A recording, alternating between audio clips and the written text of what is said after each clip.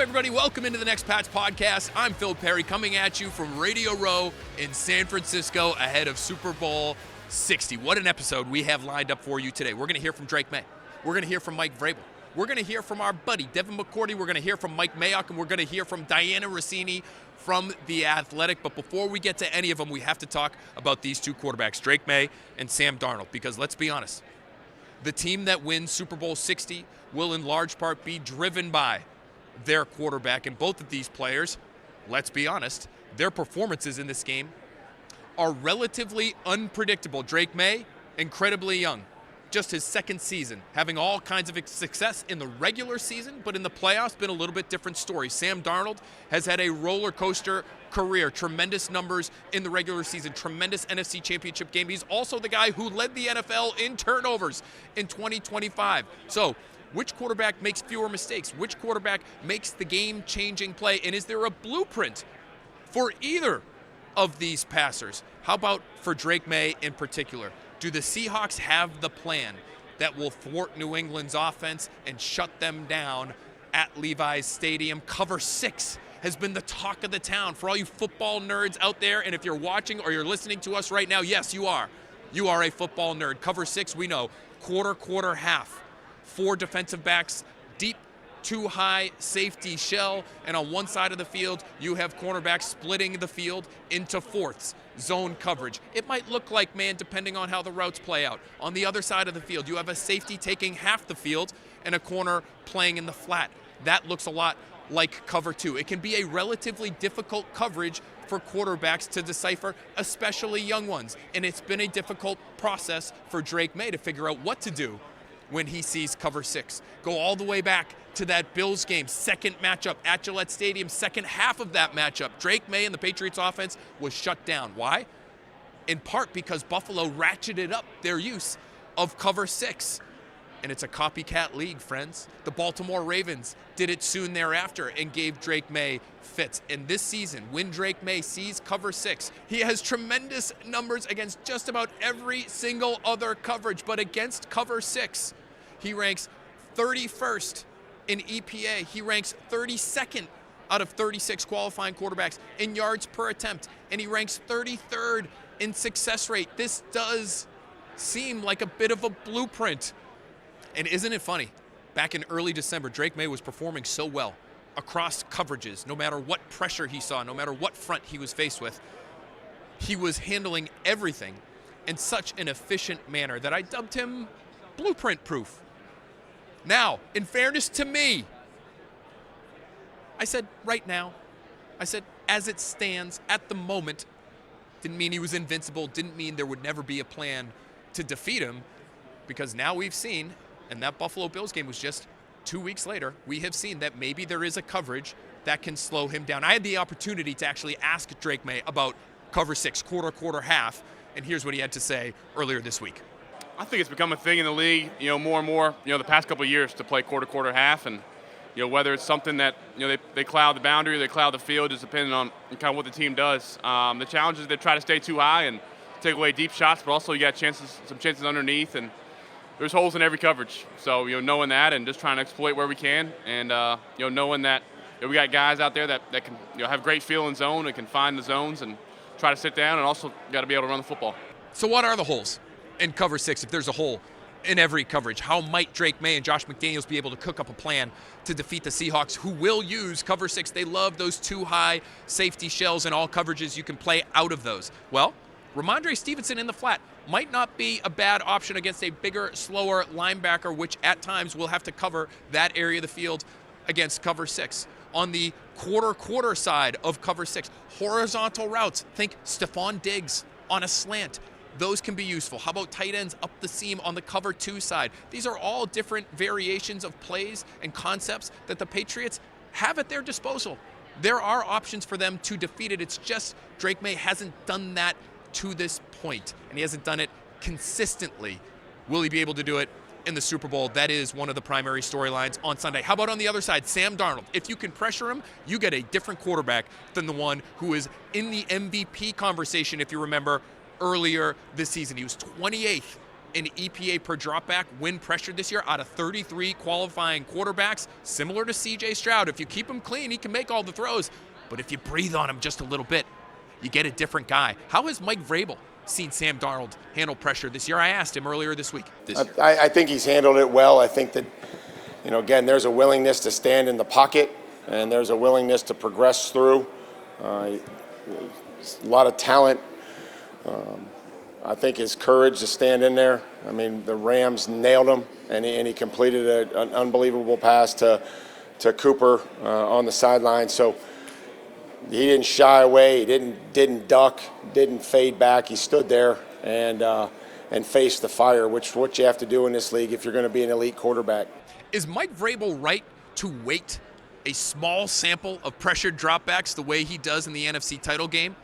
Or should he look at Darnold's breadth of work over the course of the 2025 season? It's a fair question because we've seen quarterbacks in the past, they just get hot this time of year. Nick Foles, you'll remember. How about Joe Flacco? How about Jalen Hurts, who we know is probably closer to a mediocre quarterback than a great one, but who has performed great in the past in the Super Bowl? The same could hold true for Sam Darnold, but if they can pressure him, and I'm looking at Milton Williams and Christian Barmore against right guard Anthony Bradford, that's a matchup that the Patriots should win over and over and over again and could cause real problems for Darnold. Those snaps could lead to the game-changing plays that swing this game in New England's favor. Devin McCourty reminded me earlier this week, the Darnold that the Patriots see isn't just up to Darnold. The Patriots themselves have a say in this thing. Here's what McCourty had to say. Listen, I think when you have 2 weeks to game plan, I think they're going to see a guy locked in here, ready to go. Now, the guy you see throughout the game, you decide that. You decide, hey, are we getting to him? Are we pressuring him? I played with the greatest quarterback of all time. Not every Super Bowl he played in, he was his absolute best. Shoot, the one he lost against the Eagles was our fault. He had 500 passing yards. But some of the Giants Super Bowls, did he want to play better? Yeah, but the Giants were all over and they got to him. So I think a lot of times we create these narratives of like this quarterback couldn't do this or couldn't do that. And as a defender, I'm like, hey, man, there was somebody on the other side of the ball that might have impacted the game. So I think the Patriots are going to have to control that. Hey, if they don't get to Sam Darnold last week, right, 2 games against the Rams, not his best outings, a lot of turnovers. You turn on the NFC Championship game, it was a totally different guy because they couldn't impact him. Seattle had a better game plan. They were ready to go. So I think that will be what we see from Sam Darnold. If the Patriots can't make it hard on him and do some things that confuse him, it's going to be tough because he has a lot of weapons out there. There's a formula there for the Patriots to bother Darnold. Stop the run on early downs. Be prepared for play action on early downs. Force Darnold into true drop-back passing situations. Get this, on 3rd and 6 or longer this season, Darnold was actually 29th in the NFL in EPA. So if you can get him into those spots and then pressure him, that's how you win the Super Bowl. Plenty more coming up on Next Pats, including our Who's Next segment. And no, we're not talking about the draft this week. There'll be plenty of time for that, dear friends. We're talking about this offseason and the kinds of free agents the Patriots may be able to attract, maybe the kinds of trades they'll be able to execute. We're also going to continue to talk about this matchup between the Patriots, the Seahawks, with Mike Mayock and Dianna Russini. We're also taking some of your mail. It's all coming up next on Next Pats.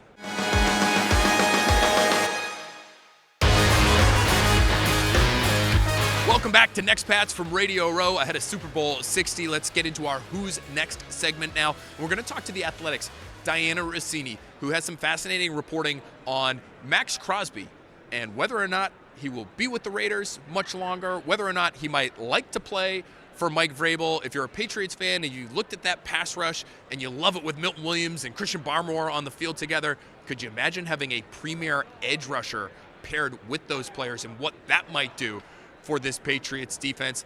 Some great detail, some great insight there from Dianna. We're also going to talk about the Super Bowl. What's her prediction? Who's taking home the Lombardi Trophy? It's a fantastic conversation. Here it is. So excited now to have with us on the Next Pats podcast, Dianna Russini of The Athletic, best in the business. Dianna, you are already making waves here on Radio Row. It's unbelievable. Everywhere you go, news follows. You just had some interesting comments about the Patriots off-season, and I want to ask you about what the Patriots might be able to do this off-season. They're already in the Super Bowl. Win or lose in the Super Bowl, I think there are guys out there that are going to want to play for Mike Vrabel. I think there are guys out there that are going to want to play for Drake Maye. Yeah.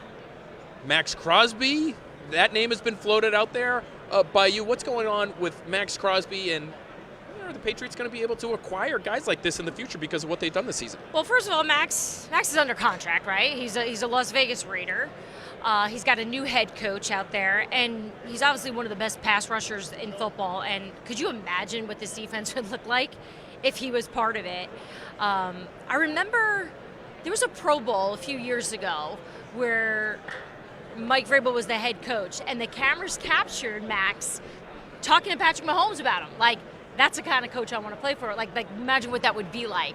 So I think the benefit that New England has is their head coach is going to lure a lot of people that want. They're going to lure people that want to play for them now. We'll see what happens with Max though, because I do think things got a little weird with Las Vegas at the end, right? He didn't seem happy at all, and I think he's going to probably take some time here to see how this is going to play out with this new regime, new head coach, and then I'm sure that the chatter will begin once the offseason gets here. But I'm sure Mike Vrabel is going to be a coach a lot of players if they have the chance to play for. Yeah, interesting. Obviously regime change there in Las Vegas, and so, we'll see what happens with Maxx Crosby. So many different coaches there too, right? It's just like, it's the turnover is constant. It's got to be so hard to imagine winning there when there just hasn't been consistency. So we'll see how it shakes. Yeah, and it feels like their rebuild might be starting again, talking about using the number 1 overall pick with a quarterback. So if you're a defensive end like Maxx Crosby, who's still in the prime of his career but doesn't have a ton of prime left, like, you can imagine why a guy like that might just be thinking about his options potentially. Dianna, I do want to ask you if you believe in these Patriots, because even if you believe in Mike Vrabel as a head coach, and you believe in Drake Maye and his future at the most important position in the sport, are they set up in such a way that they will be able to get back here at some point in the near future? If there are players out there that are thinking about becoming Patriots in the future, are they right to feel that way? Not to be dramatic, but when you talk about what do they need to do this offseason, I mean, outside the quarterback, probably get better in every position, right? Like, they need to get better. They're good. They're talented. Look, they are playing in the Super Bowl. But I think the ceiling is high, and they need to still bring in some more weapons for Drake. They obviously could get better on defense. Do I think this Patriots team is going to be competitive in the playoffs every year? Absolutely, because of the things that you pointed to, because they've got Josh McDaniels at offensive coordinator, because they've got Drake Maye and Mike Vrabel. But I still think the roster has to improve for them to get to even that next level. A lot of things fell their way this year. They really did. And I think that's a good thing. It's okay to say that sometimes luck is involved. And I'm not saying they're here just because of luck. I just think that they had some things go in their favor, and they took advantage of it. And they took advantage of some smart football as well. They took advantage of it. They beat the teams that they should have beaten, and they did so handily. They're near the top of the league in terms of point differential this year. So two things can be true, right? Like, they got a little lucky, but they're also good. And I think the point you point out of they need to get better across the board on their roster, I think should be an encouraging one to Patriots fans. You're already in the Super Bowl with a roster that people looked at before this season began and said, yeesh, I'm not sure. Like, you might believe in the quarterback, you might believe in the head coach, but there were so many question marks across the board, and now they have the ammo to get better. They got all kinds of cap space, all kinds of draft picks, so they should get better. I gave them a B- after the offseason, which is, I mean, I don't know what kind of student you were, but like, I would have taken a B-. You would have taken a B-. My household would not have accepted that. I thought they did okay. They hit, though. And if I could regrade them, I'd give them an A. But, yeah, I still think imagine with the tweaks and an understanding of what they're looking for, too. Because even the dynamic between Elliott Wolf and Mike Vrabel, they didn't know each other that well. And I think after now being together for a year and observing how each other work and what the other wants, I can't even imagine what they're going to be able to come up with now to fill and fit and improve the holes that we can see even right now. And you have a foundation in place, too, that has a season together under their belt. That's one of the most fascinating things about this year for the Patriots is so many new pieces, especially on offense. New coordinator, working the quarterback for the first time, almost an entirely new offensive line, and they've come together as quickly as they have to get here now. Dianna, I want to ask you, because you and your ilk you national reporters on this National Football League, it feels like don't believe in the Patriots' ability to win this game. And so, I put it to you, how do you see this playing out? What's your prediction? I'm predicting the New England Patriots are going to win. I'm going to go against the grain. I don't believe you at all. Look at that face. No, What was that face? The face I'm not was, the only one who noticed that, right? No, no. The face is, I feel like this happens every year when there's one team that's become the favorite.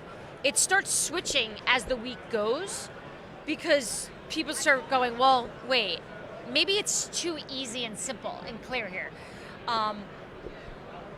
I think this coaching staff is going to come up with something that's going to find ways to take advantages of the things that Seattle doesn't do great. And I want to see Sam Darnold in the big moment. Look, Drake has not been good. He has been awful in the postseason. But I think this could be the game where we see the Drake of the regular season, the MVP Drake that I voted for. How quickly this Patriots team has come together and their ability to even get to this point is one of the primary talking points for a lot of different people here on Radio Row and elsewhere this week, because it's almost unheard of. The hit rate that the Patriots have had both in the draft and in free agency, which has allowed them to win as many games as they have, which has allowed them to have success in the postseason, is almost unfathomable. Let's go ahead and bring in our friend Mike Mayock, former general manager of the Raiders, now with SumerSports, has that scouting background, has that roster building background that we love here on Next Pats. How have the Patriots gotten here? It's because they had an unfathomably good off season. You're going to hear some great perspective from Mike as to just how difficult it is to get as many pieces as the Patriots did to a potential championship winning team in one go at this thing. He's also going to share his thoughts on Patriots-Seahawks and whether or not he believes in Sam Darnold. It's a great chat. Let's get to it. All right, very excited now to have with us on the Next Pats podcast, Mike Mayock. Mike, thanks so much. You are here with SumerSports. Right. And you want to explain to us what this show that you guys have going on, The Evaluation, is all about. Tell us about the show. It's pretty cool. Imagine like 25 to 30 crotchety old guys like me, and all we want to do is watch tape and write reports and argue about football players. But we're going to meet a group of kind of 27-year-old data scientists that are going to show us a different way through AI to evaluate football players at every level. And it was kind of cool for me because you can't get too old to just walk away from new ideas. And when I was a GM with the Raiders, it was starting to happen. And you've got to kind of be open to that. And now what I've seen is that at worst, it's a great cross-check. Okay? They'll come up to me and say, hey, that slot receiver that you think is a second-round pick, we don't see it that way. His average depth of target is this, and he doesn't create the same separation. And what that makes me do is go back and check the tape again and have a conversation. And so what we did is the show is about what NFL general managers are going through today, which is how do you really evaluate using AI as a tool. We brought in great Hall of Fame type players at every position. The first position up is quarterback that starts on Thursday the 12th. It debuts on the YouTube channel that SumerSports has, and then we do a different position every week. Eli Manning's the quarterback. I mean, I did interviews with guys like Howie Long, Luke Kuechly, Steve Smith Sr., Maxx Crosby, and we talked about instincts, which is hard to qualify with AI. And some of the answers that they gave about developing instincts and trusting instincts were some of the best things I've heard in my life in football. That sounds amazing. So, SumerSports on YouTube. Yep. The 12th. This is starts on a Thursday and then every Thursday thereafter. Perfect. Yep. Make sure you're watching that, dear viewers, because if you are a fan of the Next Path podcast, we are often, Mike, here on this podcast talking about what's next in football, and often we're talking about prospects and draft prospects and guys in free agency, but we also are talking about what's next, what's coming to the NFL. And when you talk about AI and evaluation, do you ever worry that it will supersede the opinion of the scouts and people that you worked with as a general manager? The guy that started our company is a billionaire, Paul Tudor Jones, and he made his money on the stock market, and he was a brilliant engineer, and he basically put together different algorithms on the stock market, which started a lot of that. And he made his money that when he thought he could do the same thing in football, but to his credit, and his son, who's also running the company, they believe in all their algorithms, the AI, but they also believe that without the knowledge of the past 30 years that are in our heads, it doesn't do you any good. So it's really a marriage of the two. As a team builder yourself and having sat in that chair, when you look at the Patriots and the way they're set up right now, Mike, with the young quarterback, with an energetic head coach that guys we think will want to play for, should this be only the beginning for them? Should the expectations be such that even though they still feel like they are in some ways a team that's been, in the middle of a rebuild here, should we ratchet up the expectations for them starting next season that this is what they should be doing on an annual basis? The hardest thing in the NFL is sustained excellence. Kansas City's done it. Philadelphia has done it. Teams like Washington went to the NFC Championship game and then disappeared this year. So which way are you going? I would tell you that the infrastructure is in place, and to have that, I would define infrastructure as a head coach and a GM, and we don't talk enough about Elliott Wolf and what he's doing. Okay, Vrabes gets a lot of credit deservedly, but what they did on the personnel side this offseason was unbelievable to me as a former GM. But they're tied together at the hip, and you've got a quarterback who's not even hit his prime yet. I mean, 3 years from now, he's going to be even better. So you start with those two things, a head coach GM alignment, and then your quarterback, and you got a chance to continue success. How rare is it that they were able to hit on as many free agents as they did, Mike? I mean, it's just the hit rate in the NFL at large. I don't know what the percentage would be, but whatever the Patriots did this past offseason feels like it would be double that. How in awe are you of what they were able to do and the people they were able to bring in this offseason? So much appreciation because they had a lot of money to spend, but for every Milt Williams that they gave a lot of money to, nobody talks about Kairos Tonga. He plays right next to him. He's a blue-collar, minimum-paid guy, and just as important, ultimately, they get the linebacker from Spillane from Vegas. He's a glue guy. You pick up the corner from Detroit, Carlton Davis. They hit on the high money guys, but they also brought in glue guys at lower money that become part of who you are as a team. And then on offense, I mean, are you kidding me? You got a young quarterback going into year two, and what do you do with the offensive line? 4 new starters out of 5. 2 of them were a first-round pick and a third-round pick, and the other 2 are a cap casualty center from Minnesota and a free agent, Morgan Moses, and somehow you make that work when you bring in Mac Hollins, in training camp. It's just the whole thing, and then your coaching staff has to pull it together. So again, it's the marriage of personnel, coaching, a plan for development, and at the core, a franchise quarterback that's developing. It's really remarkable, and they were able to come together quickly enough to get them to where they are right now. Are they going to be good enough, though, Mike, to beat what is maybe the most well-balanced team in the NFL in the Seattle Seahawks? How do you see this matchup going on Super Bowl Sunday? I love this matchup because I think Seattle's a better football team top to bottom today, okay? The question I have is Drake Maye ready in year 2 to pick that whole team up on his back and say, let's go, boys. This is our time.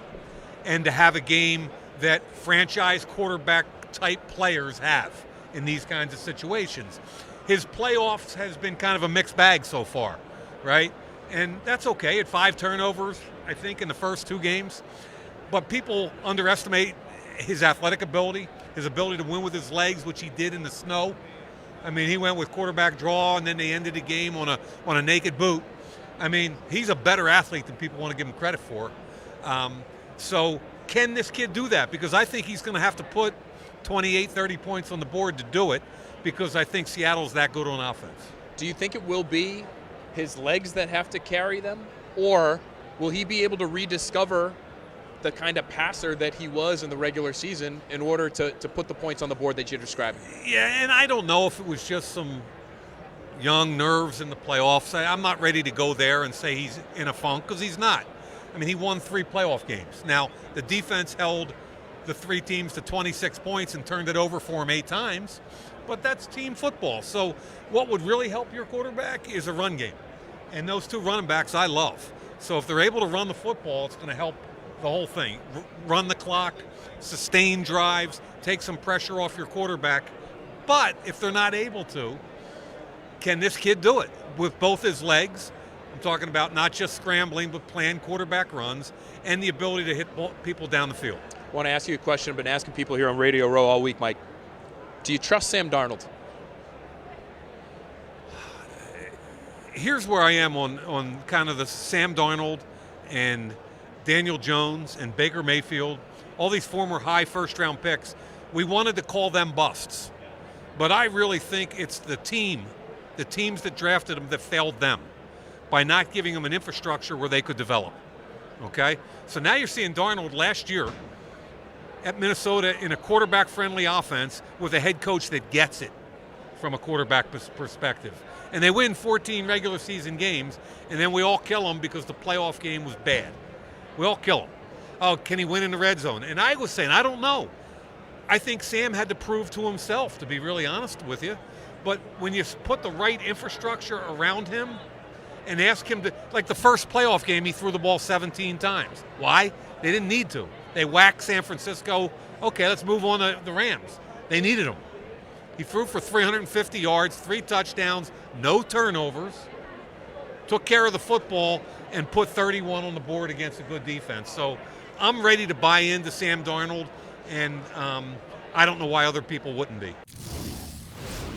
All right, you know what time it is now. It's time to get into your mail. Our mailbag was loaded this week. Thanks to everyone who contributed. We're going to go with this one question, though, from Kyle. And it's really 3 questions wrapped into one. What's one reason the Patriots could win the Super Bowl? One reason the Patriots could lose the Super Bowl? Also, was there a specific moment during the season you thought the Patriots were a Super Bowl contending team? Kyle, one reason the Patriots could win the Super Bowl is their talent up front at the line of scrimmage on the defensive side. That to me is a real mismatch. And so, whether it's against the run, and the Seahawks have been a low-level run game for most of the 2025 season, even though Kenneth Walker is an incredibly talented back. For a lot of this year, he was really trying to hit the home run, not always willing to grind out the difficult yards. So what kind of running back do they see when they see Kenneth Walker on Sunday?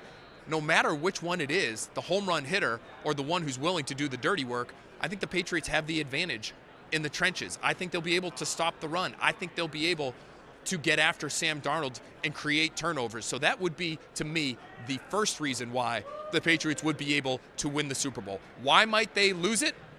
I'm going to look at the inexperience that they have on offense, both on the offensive line and in their receiving core, obviously, outside of players like Stephon Diggs and Hunter Henry. This is such a difficult defense to crack, the best run defense in football. And if they can't move people on the ground, then the Seattle Seahawks are just going to sit in that 4-down quarters look. 2 high safeties, 4 tremendous run-stuffing linemen right there at the line of scrimmage. If you can't move the ball on the ground behind Will Campbell and Jared Wilson, it's going to be a long, long day because it's going to make it really difficult for Drake Maye to pass against those 2 high safety looks. So that, to me, would be the reason, potentially, that the Patriots would falter in Super Bowl 60. And when did I think they could be a Super Bowl team?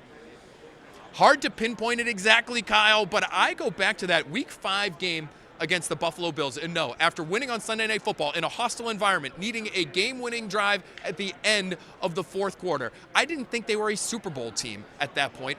But I do think it was fair to look at them and say, this team might have a little something here in terms of mettle, in terms of buy-in, in terms of want to, that will allow them to exceed people's expectations, that might allow them to get hot at some point during the season and then maybe make the playoffs. And then who knows once you're in the dance. It wasn't after that Week 5 win on Sunday Night Football in Buffalo that I thought they'd have a chance at the Lombardi Trophy the way I do now. But that was the game where I think you saw this team could be something special.